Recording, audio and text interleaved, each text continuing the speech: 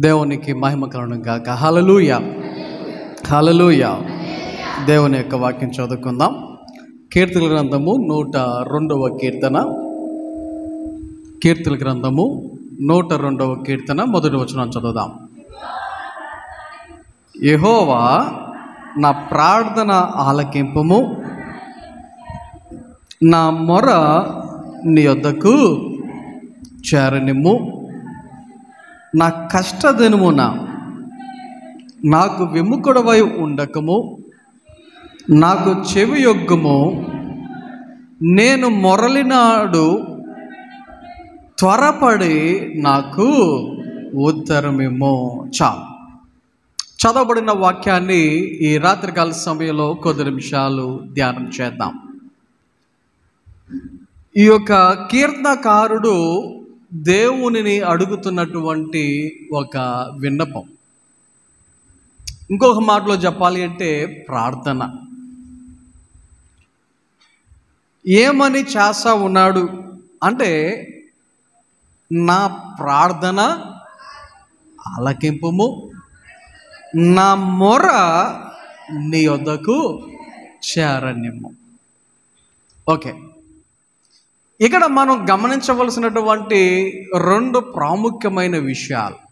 ఇక్కడ మనము గమనించవలసినటువంటి రెండు ప్రాముఖ్యమైనటువంటి విషయాలు ఏంటి? ఆ రెండు ప్రాముఖ్యమైన విషయాలు అంటే, సర్వసాధారణంగా మనం అందరం ప్రార్థనలు చేస్తూ ఉంటాం.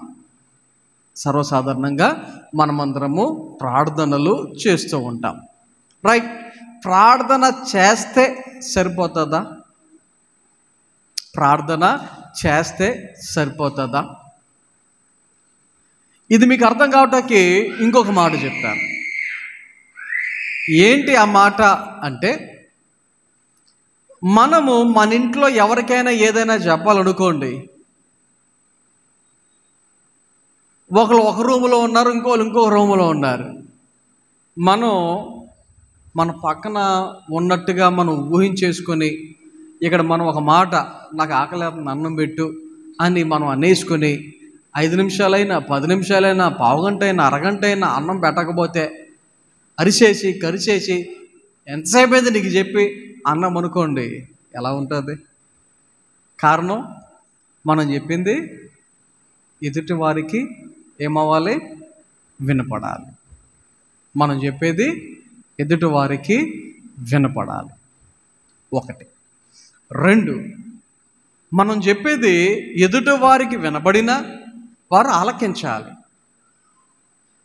అప్పుడప్పుడు ఎవరైనా ఒక ఇద్దరు సీరియస్గా మాట్లాడుకుంటూ ఉన్నారనుకోండి, అలాంటి టైంలో డాడీ మమ్మీ అన్నట్టుగా ఒక మాట అరిచి ఏదైనా చెప్పారనుకోండి, వాళ్ళు మాట్లాడుకుంటున్నప్పుడు వీళ్ళు ఏదో చెప్పినట్టుగా వాళ్ళకి వినబడుద్ది. వాళ్ళు మాట్లాడుకుంటున్న సమయంలో పిల్లలు ఏదైనా అరిసి చెప్తే వీళ్ళేదో అరిచారు వీళ్ళేదో చెప్పారు అనేది వాళ్ళకి ఏమవుతుంది? వింటుంది. కానీ ఆ తల్లిదండ్రులు ఆలకించారంటే లేదు. వారు వేరే సీరియస్ డిస్కషన్లో ఉన్నారు కాబట్టి ఈ పిల్లలు చెప్పింది వారు ఏం చేయలేదు? వినలేదు. సో నేను అరిచాను, నేను చెప్పాను, నేను కేకేసి మరీ చెప్పాను, అరిచి మరీ చెప్పాను అని మనం చెప్పినా ఆలకించకపోతే మనం చెప్పింది వాళ్ళకి చేరినట్ట. సో ఇక్కడ మనం ప్రార్థనలు అనేవి ఎప్పుడు చేస్తూ ఉంటున్నాం. అయితే మన ప్రార్థన దేవుడు ఆలకించు రీతిగా ఉందా లేదా? ఒకటి మనము గమనించాలి. రెండవది, నా మొర నీ యొద్దకు చేరనిమ్ము. మనం చేసేటువంటి ప్రార్థన ఆయన దగ్గరకు చేరుతుందా లేదా అని అది కూడా మనము గమనించవలసిన వారముగా, లేకపోతే చూసుకోవలసిన వారముగా, పరీక్షించుకోవలసిన వారముగా ఉన్నాం. కారణం ఏంటి అంటే, దేవుని యొక్క వాక్యం స్పష్టంగా తెలియచేస్తూ ఉన్నది ఏంటంటే, కొన్ని సందర్భాలలో మనము చేసినటువంటి పాపములు ఏం చేస్తున్నాయంట? మనం చేసేటువంటి ప్రార్థన దేవుని దగ్గరకు చేరకుండా, దేవుని యొద్దకు వెళ్ళనివ్వకుండా అది మధ్యలోనే ఏం చేస్తూ ఉంది, అడ్డుకుంటూ ఉంది అని దేవుని యొక్క వాక్యము స్పష్టముగా మనకు తెలియచేస్తూ ఉంది. ఏంటి అడ్డుకునేది? మన పాపాలే, మనం చేసినటువంటి పాపాలే. అవి దేవుని దగ్గరకు మన ప్రార్థన వెళ్ళకుండా అదేం చేస్తుంది, మధ్యలోనే అడ్డంగా. కాబట్టి ఎందుకు మన ప్రార్థన దేవుని దగ్గరకు వెళ్ళటం లేదు అంటే, మనలో ఉన్నటువంటి పాపం కావచ్చు, దోషం కావచ్చు, దేవునికి అవిధేయమైనటువంటి క్రియలు అవి ఏవైనా కావచ్చు. సరే, ఇప్పుడు మనం ఏం చూడాలి, ఏమి పరిశీలన చేసుకోవాలి అంటే, వాక్యం ప్రకారంగా దేవుడు మన ప్రార్థన ఆలకించుచున్నాడా లేదా? 2, మన యొక్క మొర దేవుని యొద్దకు చేరుతుందా లేదా? కొన్నిసార్లు మన యొక్క ఆలోచన విధానంలో ఇలాగ ఆలోచన చేస్తూ, ఏంటి ఇంతకాలం నుంచి నేను ప్రార్థన చేస్తున్నా, ఏంటి ఇంతకాలం నుంచి నేను దేవుని అడుగుతున్నా, ఏంటి ఇన్ని రోజుల నుంచి, నెలల నుంచి, సంవత్సరాల నుంచి దేవుని దగ్గర నేను ఎంత ప్రాధేయపడినా ఎందుకని నాకు జవాబు రావటం లేదు అని కొన్నిసార్లు కొంతమంది ఇలాంటి ప్రశ్నలు వేసుకుంటూ ఉంటారు.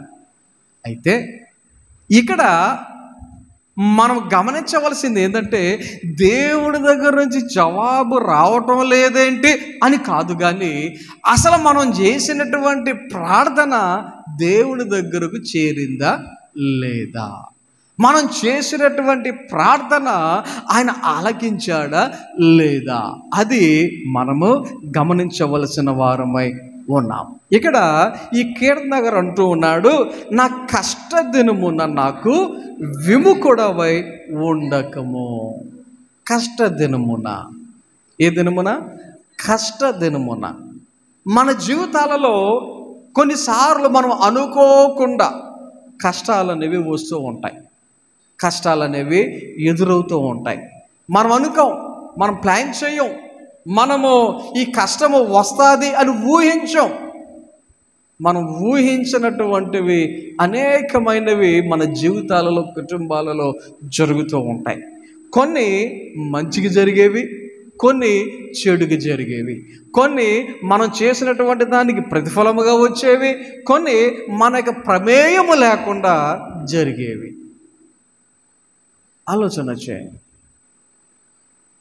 కష్టదినమున ఈ కీర్తనకారుడి యొక్క విజ్ఞాపన ఏంటంటే, నాకు కష్టం వచ్చినప్పుడు నాకు ఎలా ఉండొద్దు, విముఖుడవై. అంటే విముఖుడుగా ఉండొద్దు అంటే అర్థం ఏంటి? నన్ను విడిచిపెట్టద్దు, నేను అడిగినప్పుడు నీ ముఖాన్ని చాటేయవద్దు, లేకపోతే నేను ప్రార్థన చేసినప్పుడు నీ చెవిని మూసుకోవద్దు, లేకపోతే నేను నీ దగ్గరికి వచ్చినప్పుడు నన్ను చేరది అన్నట్టుగా కీర్తనకారుడు కోరుకుంటూ ఉన్నాడు. నాకు చెవియొగ్గము, నేను మొరలిడు నాడు త్వరపడి నాకు ఉత్తరము ఇమ్ము. ప్రార్థన చేసినప్పుడు నువ్వేం చేయాలంటున్నాడు ఆయన? నేను చేసేటువంటి ఆ ప్రార్థన నువ్వు విను ప్రభువా, ఒకటి. రెండోది ఏం చేయమంటున్నాడు? విని నాకు త్వరపడి నాకు ఉత్తరమేమో.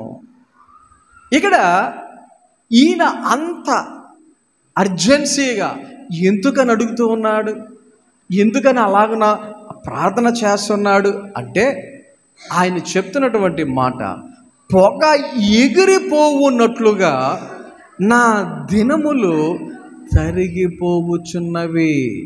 ఆయన యొక్క దినములు తరిగిపోతూ ఉన్నాయి. ఎలా తరిగిపోతున్నాయి అంట?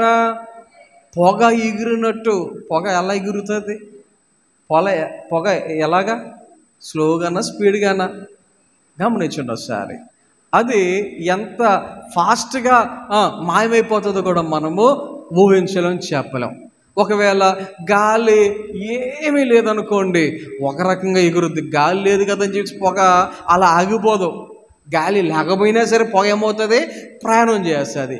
అదే గాలి ఉందంటే ఇంకా స్పీడ్గా. కదా.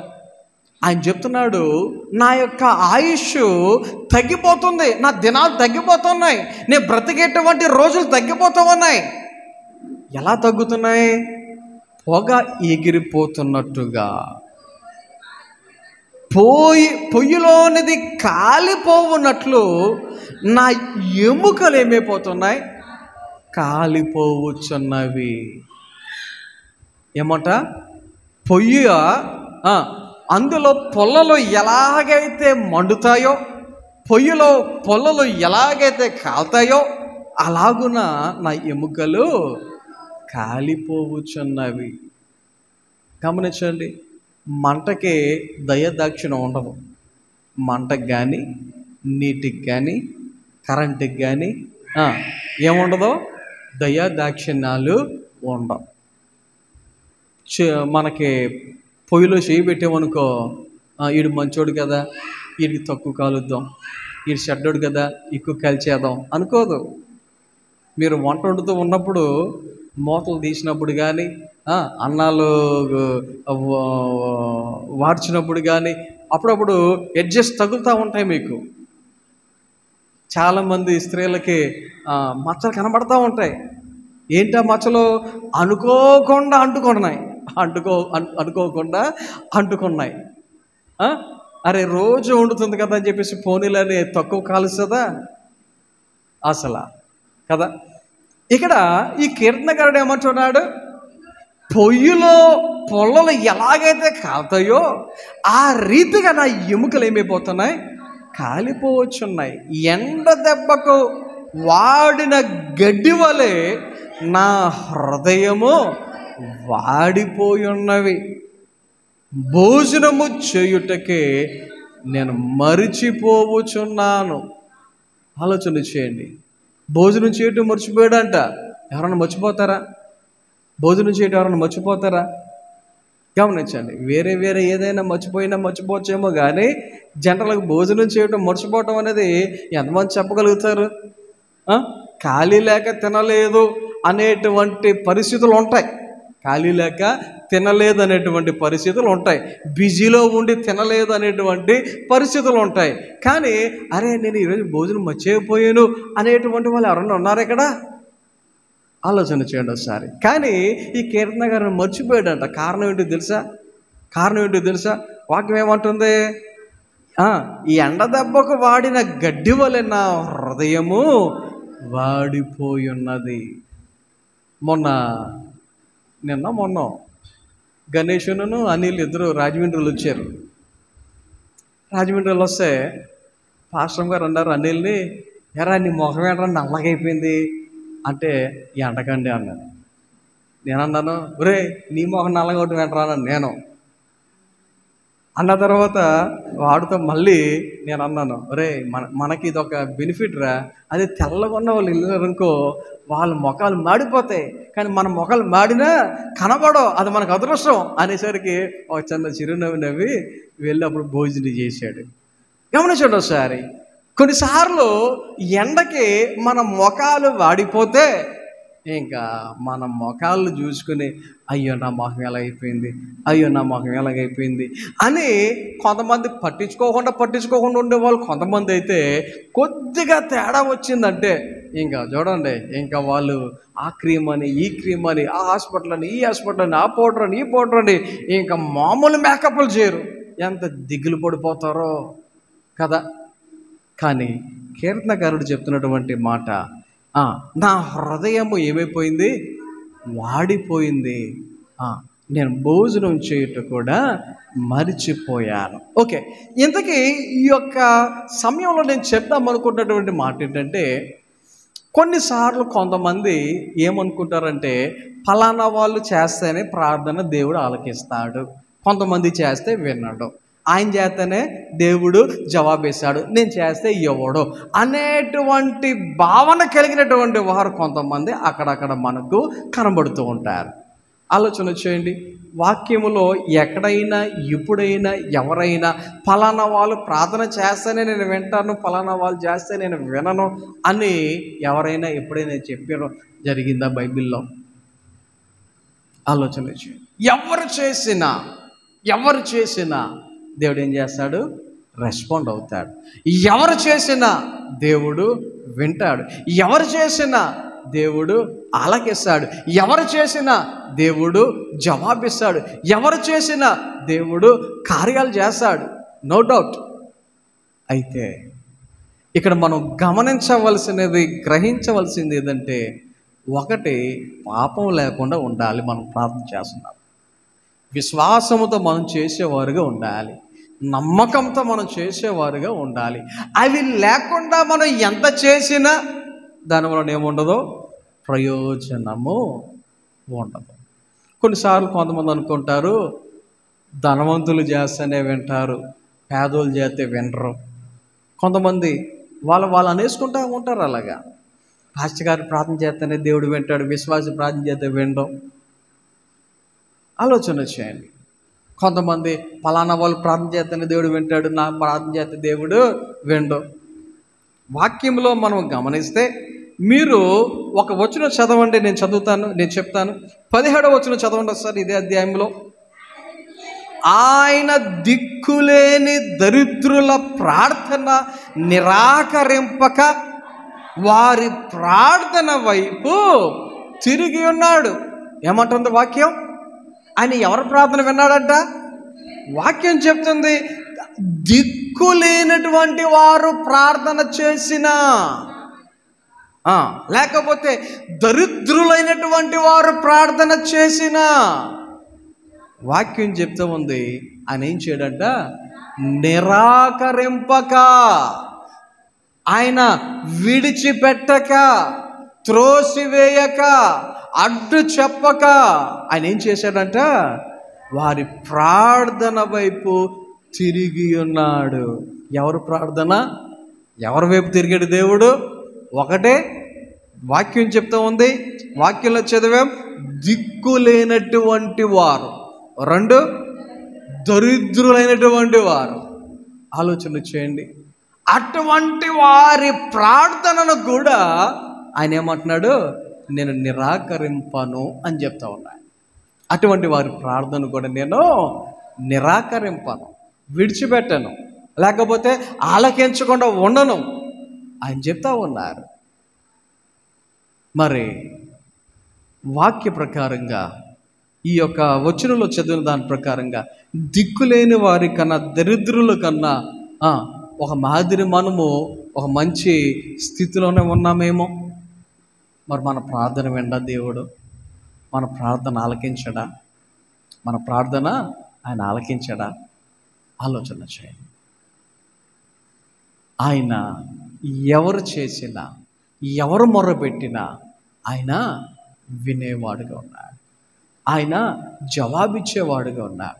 కాకపోతే మన ప్రార్థన ఆయన దగ్గరకు చేరుతుందా లేదా అని మనల్ని మనము పరిశీలన చేసుకోవాలి. మన ప్రార్థన ఆయన ఆలకించుచునే పరిస్థితి ఉందా లేదా అనేది మనము గమనించుకుంటూ ఉండాలి. పిల్లలు ఉంటారు, కొన్నిసార్లు చదవమంటే బుక్స్ ముందేసి కూర్చుంటారు కానీ చదవరు. పుస్తకం చేతులను ఉంటుంది, కంటి చూపు బుక్ మీద ఉంటుంది, కానీ చదువుతారా? అబ్బే, చదువుతున్నావా అంటే అప్పుడు కాసేపు. కొంతమంది వాక్యం విన్నట్టుగానే ఉంటుంది, మీరు నన్ను చూస్తున్నట్టుగానే ఉంటుంది.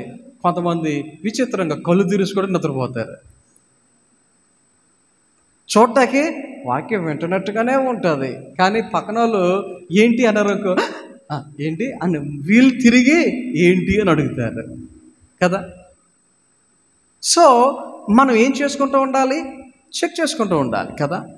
మరి దేవుడు మన ప్రార్థన ఆలకించాలి అంటే ముందు మనమే చెక్ చేసుకోవాలి. కారణం ఏంటంటే, మనలో పాపం ఉంటే, మనలో దోషం ఉంటే, మనలో దేవునికి అసహ్యమైనటువంటి క్రియలు, కార్యాలు అలాంటివి ఏమైనా ఉంటే, అవి మన ప్రార్థన దేవుని దగ్గరికి వెళ్ళకుండా మార్గ మధ్యలోనే అవి ఏం చేస్తున్నాయి? అడ్డుకుంటూ ఉన్నాయి అని దేవుని యొక్క వాక్యము మనకి తెలియచేస్తూ ఉంది. కాబట్టి ఈ యొక్క రాత్రికాల సమయంలో మనము దేవుని యొక్క వాక్యములో కొన్ని విషయాలు కనుక మనం గమనిస్తే 65వ కీర్తన చూడండి, 2వ వచనం చదువుదాం. ప్రార్థన ఆలకించువాడా, సర్వ శరీరులు నీ యొద్దకు వచ్చెదరు. చూడండి ఒకసారి, ఎవరు వస్తారంట దేవుని దగ్గరికి? మొత్తం ఈ లోకములో శరీరము కలిగినటువంటి ప్రతి ఒక్కరూ ఏం చేస్తారు? నీ యొద్దకే వస్తారు. అయితే ఆయన ఎలా ఉన్నారు, ఏం చేసేవాడుగా ఉన్నాడు అంటే వాక్యం చెప్తా ఉంది, ప్రార్థన ఆలకించువాడుగా. ఆయన ఎలాగున్నాడు? ప్రార్థన ఆలకించువాడుగా. అదే మన దగ్గరికి వచ్చి ఎవరైనా ఏదైనా చెప్పాలనుకోండి, ఒకరి తర్వాత ఒకరు చెప్పాలి. అదే ఒకేసారి 2-3 ఒకేసారి మనతో మాట్లాడారనుకో, మనకి ఏం అర్థమవుద్ది? 2-3 ఒకేసారి మాట్లాడితే ఏమైనా అర్థమవుతుందా? చెప్పండి ఒకసారి. 2-3 ఒకేసారి మాట్లాడితే మనకేమైనా అర్థమవుతుందా? అప్పుడు ఏం చెప్తాం మనం? ఒకరి తర్వాత ఒకరు చెప్పండి అంటాం, ఒకరి తర్వాత ఒకరు చెప్పండి అంటాం. కానీ దేవుని దగ్గర అలా కాదు. ఎంతమంది ఎక్కడ నుంచి ఎప్పుడు మాట్లాడినా ఆయన వింటాడు, అర్థం చేసుకుంటాడు, దానికి తగ్గట్టుగా జవాబునిస్తాడు. అది మన దేవుడికి ఉన్నటువంటి ప్రత్యేకత, అది మన దేవుడు యొక్క శక్తి, అది మన దేవుడు మనకు చేయగలిగేటువంటి సహాయం. ఒక సందర్భంలో సౌలు రాజుగా ఉన్న కాలంలో సౌలు చేస్తున్నటువంటి పనులు దేవునికి నచ్చల. అందుకని సౌలు యొక్క ప్లేసులో ఎవరిని రాజుగా చేద్దాం అనుకున్నాడు దేవుడు? దావీదుని రాజుగా చేద్దాం అనుకున్నాడు. సో దేవుడు ప్రవక్త అయినటువంటి సమూయేలుతో ఒక మాట చెప్పాడు. ఏమని? నీవు ఫలానా వాళ్ళ ఇంటికి వెళ్ళు, అక్కడ అందులో ఒకడిని నేను కోరుకొని ఉన్నాను, నువ్వు వెళ్ళి అభిషేకించు అని చెప్పాడు. దానిని బట్టి ఈ సమూయేలు ఏం చేశాడంటే యెషయా ఇంటికి రావడం జరిగింది. వచ్చిన తర్వాత మీ ఇంట్లో ఒకరిని దేవుడు రాజుగా చేయబోతున్నాడంటే, పెద్దోడా నువ్వురా, అబ్బే నువ్వు కాదు పక్కెళ్ళు, రెండోవాడ నువ్వురా, నువ్వు కాదు పక్కెళ్ళు, మూడోవాడ నువ్వురా, అబ్బే నువ్వు కాదు పక్కెళ్ళు, ఇంకెవరు లేరా, ఆఖరుడు ఒకడు ఉన్నాడులే, ఆడు గొర్రెలు కాసుకుంటాడు, ఆడు ఊళ్ళో ఎక్కడో ఉంటాడు, ఆడు ఎందుకులే అని పిలవవసరం లేదు. ఎంత పెద్ద పెద్దోళ్ళు, కండలు కలిగిన వాళ్ళు, లేకపోతే ఎత్తు కలిగిన వాళ్ళు, మంచి రాజుగా మంచిగా కనబడతాకి మంచి లుక్ ఉన్నటువంటి వాళ్ళు, వీళ్ళే వద్దంటే ఇంకా ఆఖరుడు ఆడేముంటాడులే అన్నట్టుగా అన్నారు. కానీ వాడిని కూడా పిలు అంటే అప్పుడు దావీదు లోపలికి వస్తా ఉంటే ఏమంటాడు? నేను కోరుకున్నది ఇతని నేను ఏం చేయాలి? అభిషేకించు. ఆలోచన చేయండి. దేవుడు ఎప్పుడైనా సరే పెద్దగా, ధనవంతులుగా, జ్ఞానవంతులుగా, లేకపోతే పేరు ప్రతిష్టలు కలిగిన వారు అలాంటి వాళ్ళు ప్రార్థనలే వింటారు అని అనుకుంటున్నారేమో. కాదు కాదు కాదు, వాక్యాలు చెప్తా ఉన్నాయి. దరిద్రులైనా సరే మనుషులు ఒకవేళ మనలను వేరు చేయొచ్చు, మనుషులు ఒకవేళ మనలను పట్టించుకోకపోవచ్చు, కానీ దేవుడు ఎవ్వరిని కూడా విడిచిపెట్టేవాడు కాదు. నాకు తెలిసిన ఒక పాస్టర్ గారు ఉన్నారు, విజయవాడ అవతల కేతనకొండ అనేటువంటి ఊరిలో ఆయన పరిచయం చేస్తూ ఉంటారు. అప్పుడప్పుడు ఆయన కొన్ని పనులు చేస్తూ ఉంటారు. ఏంటి ఆయన చేసే పనులు అంటే, రోడ్డు మీద కొంతమంది అడుక్కునేవాళ్ళు, అది కూడా మామూలు స్పృహలో ఉండి కాదు, జుట్టు అట్లగా పట్టేసి అది ఇంకా అట్టమొక్కలాగా తయారైపోద్ది అనమాట. బట్టలు సరిగా లేకుండా, శరీరం కూడా మన శరీరంలో కనబడదు, నల్లగా అదొక రకంగా ఉంటుంది అనమాట. అలాంటి వ్యక్తుల్ని ఆయన సెలెక్ట్ చేసుకుంటాడు. సెలెక్ట్ చేసుకుని ట్రక్ ఆటోలో వెళ్తాడు. ఆయన ట్రక్ ఆటోలోకి వెళ్ళి ఆటోలోకి ఎక్కించాలి. ముందు నువ్వు ఆటో ఎక్కంటే వాళ్ళు ఎక్కరు, ఆటో ఎక్కంటే వాళ్ళు ఎక్కరు. పోనీ పట్టుకుని ఆటోలో కూర్చోబెడదామంటే మన మాట వినరు, కొట్టచ్చు, కరవచ్చు, ఏమైనా చేయొచ్చు. సో నలుగురు ఐదుగురు కలిసి వెళ్ళి ముందు మాట్లాడతానికి ప్రయత్నం చేసి మాట వినగలిగేటువంటి పరిస్థితి వెళ్ళండి గుడ్. లేకపోతే ఏదోలాగా వారిని ఆటోలోకి ఎక్కించుకొని వాళ్ళ చర్చ్ కాంపౌండ్ని తీసుకొచ్చేస్తారు. తీసుకొచ్చేసిన తర్వాత ఒక ట్యూబులతో మొత్తం ఒళ్ళంతా నీళ్ళు కొట్టేస్తారు. నీళ్ళు కొట్టేసిన తర్వాత గుండు తీసేస్తారు ముందు, ఎందుకంటే దూట కూడా పనిచేయదు. గుండు గీసేస్తారు. గుండు గీసేసిన తర్వాత సబ్బు వేసి షాంపూలు వేసి ఇంకా మామూలుగా తోమరు ఒళ్ళుని తోమి తోమి తోమి శుభ్రంగా స్నానం చేపించి ఒక టీషర్టు ఒక లుంగి కొత్త వేసి భోజనం పెట్టి వాళ్ళని పంపిస్తారు. గమనించండి, జనరల్గా అలాంటి వాళ్ళని దరిదాపుల్లోకి వెళ్ళటానికి కూడా ఎవరు ఇష్టపడరు. కానీ ఆయన అలాంటి వాళ్ళను కూడా చేరదీసి ఇలాంటి కార్యక్రమాలు చేస్తూ ఉంటే నాకు ఎంత ఇది ఎలాగంటే హార్ట్ టచింగ్ అంటారు చూడండి, అదనమాట. హృదయాన్ని కదిలించేటువంటి పనులు. నేను అనుకున్నాను, నేను ఎప్పుడు చేయగలుగుతాను అలాంటి పని అని ఉంది మనసులో. ఎప్పుడైనా అలాంటిది ఒకరోజు ఖచ్చితంగా చెయ్యాలి అని.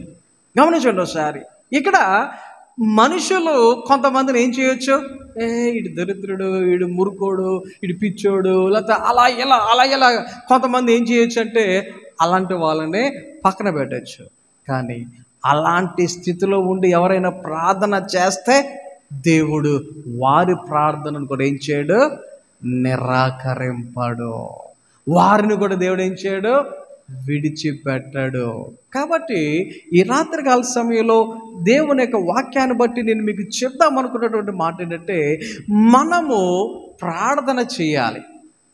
చేస్తున్న ప్రార్థన ఆయన దగ్గరకు చేరుతుందా లేదా, ఆయన మన ప్రార్థనను ఆలకించుచున్నాడా లేదా అని దానికి కారణం మనకి జీవితాన్ని మనము పరిశీలన చేసుకొని ఆ తర్వాత ఆయన దగ్గర నుంచి మనము మన యొక్క జవాబును ఎక్స్పెక్ట్ చేయాలి, ఎదురు చూడాలన్నమాట.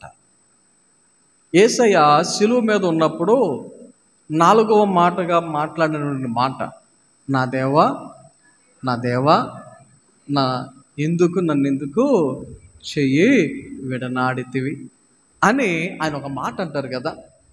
ఆ మాట ప్రవచన ప్రకారముగా కీర్తనల్లో 22వ కీర్తనలో చదివితే అక్కడ మొదటి వచనములో ఈ మాట మనకు కనబడుతుంది. నా దేవా నా దేవా నీవు నన్ను ఎలా విడనాడితివి. ఆలోచన చేయండి సార్. యేసయ్య కూడా ఆయన ఏం చేస్తా ఉన్నాడు, కష్టకాలంలో ప్రార్థన చేస్తున్నారు, తండ్రిని సహాయాన్ని కోరుతూ ఉన్నారు. ఆలోచన చేయండి, మనం ప్రార్థిస్తే, ఆయనను అడిగితే, దేవునిని అడిగితే ఆయన సహాయం చేసేవాడు, జవాబును ఇచ్చేటువంటి వాడు. యోబు సమస్తమును కోల్పోయినటువంటి స్థితిలో, చాలా ధనవంతుడు, ఆయనకు లేనిదంటూ ఏమీ లేదు, కానీ అన్నీ కోల్పోయినా ఆయన మాత్రం దేవునిని విడిచిపెట్టల. ఏమీ లేకపోయినా నాకు దేవుడు ఉంటే చాలు అనుకున్నాడు. దేవుడిచ్చాడు, దేవుడు తీసుకున్నాడు. దేవుని నామానికి మహిమ కలుగును గాక, స్తుతి కలుగును గాక అన్నట్టుగానే ఆయన మాట్లాడాడు తప్ప ఏంటి ప్రభు ఎలా చేసావు, ఏంటి దవ ఎలా చేసావు అనలేదు ఆయన. అయితే అలాంటి స్థితిలో ఆయన ఏం చేస్తున్నాడంటే స్టిల్ ప్రార్థనే, దేవుని మీదే ఆధారపడ్డాడు. అయితే ఆయన ప్రార్థనకు తగినటువంటి ఫలితం ఏమైంది అంటే 42వ అధ్యాయంలో కనబడుతుంది యోబు గ్రంథంలో. ఆయనకు ఇంతకుముందు ఏదైతే ఉందో దానికి 2 రెట్లు దేవుడు మరలా యోబుకి అనుగ్రహించెను అని దేవుని యొక్క వాక్యంలో మనము చదువుతూ ఉంటాం. కాబట్టి ఈ రాత్రికాల సమయంలో మన ప్రార్థన మనం చేస్తున్నాం, అయితే మన ప్రార్థనకు జవాబు రావట్లేదేంటి అనేటువంటి క్వశ్చన్ మార్కుతో కాదు, కానీ మన ప్రార్థన దేవుడి దగ్గరకు చేరుతుందా లేదా, ఆయన ఆలకిస్తున్నాడా లేదా అనేటువంటి విషయాన్ని పరీక్షించుకోవాలి అని. రెండోది, నేను చేస్తే దేవుడు వింటాడా అంటే వాక్యం ఏం చెప్తుంది? దీనులు ప్రార్థన చేసినా, దరిద్రులు ప్రార్థన చేసినా, దిక్కులేని వాళ్ళు ప్రార్థన చేసినా ఆయన ఏం చేయడంట? నిరాకరింపడు అని వాక్యాలు చెప్తూ ఉన్నాయి. కాబట్టి దేవుడు నిరాకరించేటువంటి వాడైతే ఎట్టి పరిస్థితుల్లో కాదు, మన ప్రార్థన ఆలకించువాడు, జవాబిచ్చువాడు. కాబట్టి మన ప్రార్థనకు ఒకవేళ జవాబు రాకపోతే అది దేవుడి దగ్గర నుంచి సమస్య కాదు, మన వైపే సమస్య, మనలోనే ఏదో సమస్య. కాబట్టి దానిని మనం సరిచేసుకొని సరిదిద్దుకొని మన ప్రార్థనలకు జవాబు పొందుకుందాం. కొద్ది మాటలు దేవుడు మనందరి వినికిడిలో ఫలింపచేసి నడిపించును గాక. ఆమేన్. ప్రార్థన చేసుకుందాం. అందరూ కూడా మోకరించండి. మహోన్నతుడా, గొప్ప దేవా, నీ ఘన నామమునకు వందనాలు, స్తోత్రాలు తండ్రి. ఈ రాత్రికాల సమయంలో మా ప్రార్థనలు ఆలకించిన దేవా మీకు వందనాలు. దేవా, నీ యొక్క సన్నిధిలో నీ ఎదుట మేము సిద్ధపడిన విధానాన్ని బట్టి మా ప్రార్థనలు నీ చెంతకు చేరిని అని నమ్ముతూ ఉన్నాం. దేవా, రేపటి కాల సమయంలో నీ యొక్క బలారాధన కార్యక్రమంలో పాల్గొనటానికి దేవా మీరు ఇచ్చినటువంటి సమయాన్ని బట్టి, సిద్ధపాటును బట్టి దేవా నీ యొక్క వాక్యానుసారముగా మేము సిద్ధపడటానికి మీరు ఇచ్చిన సమయాన్ని బట్టి వందనాలు. అలాగే పాటల్లో తోడుగున్నారు, వాక్యం ద్వారా మాట్లాడి ఉన్నారు, అందును బట్టి వందనాలు. నీ సన్నిధిలో ఉన్న నీ బిడ్డలందరి బట్టి వందనాలు. ఎవరికి ఎటువంటి అవసరతలు ఉన్నాయో సమస్య మెరిగినటువంటి దేవుడవు, ప్రతి ఒక్కరి జీవితంలో నీ కార్యాలు జరిగించమని, నీ యొక్క మేలులతో వారిని నింపి తృప్తిపరచమని దేవా, ప్రత్యేకమైన అవసరతలు ఉన్నటువంటి ప్రతి ఒక్కరి జీవితాలలో నీ కార్యాలు జరిగించమని, ఎగ్జామ్స్లో సహాయం చేసిన దేవా మీకు వందనాలు. ఈ సమయంలో మిగతా దేవా మరి బిడ్డలు, ఎలిమెంటరీ స్కూల్ పిల్లలు, హై స్కూల్ పిల్లలు వారి యొక్క ఫైనల్ ఎగ్జామ్స్ రాయించున్నారు, వారి ఎగ్జామ్స్లో కూడా తోడుగుండమని, ఎండాకాలంలో ఎండల వలన ఎవరికి ఎటువంటి బలహీనత రాకుండా నీ ప్రత్యేకమైన కాపుదల, భద్రత నీ బిడ్డల మీద ఉంచమని, ఈ రాత్రికాల సమయంలో నీ బిడ్డలమైన మేమందరం నీ సన్నిధి విడిచి మగ్గురాలు వెలుచు ఉండగా నీ మెండైన దేవులతో ఆశీర్వాదములతో నింపి ఈ రాత్రి ప్రతి ఒక్కరికి మంచి నిద్ర అనుగ్రహించి రేపు ధ్యానం లేచి నిన్ను స్తుతించే భాగ్యం దయచేయమని యేసు నామమున ప్రార్థన చేయుచున్నాము తండ్రి. ఆమేన్. మన తండ్రి అయిన దేవుని ప్రేమ, కుమారుడైన యేసుక్రీస్తు వారి కృప, పరిశుద్ధాత్మక నిన్ను సహవాసము, సహాయము, కాపుదల నడిపి ఎప్పుడు ఎల్లప్పుడు ఆయన బిడ్డలైన మనందరకు సదాకాలము తోడై నడిపించును గాక. ఆమేన్.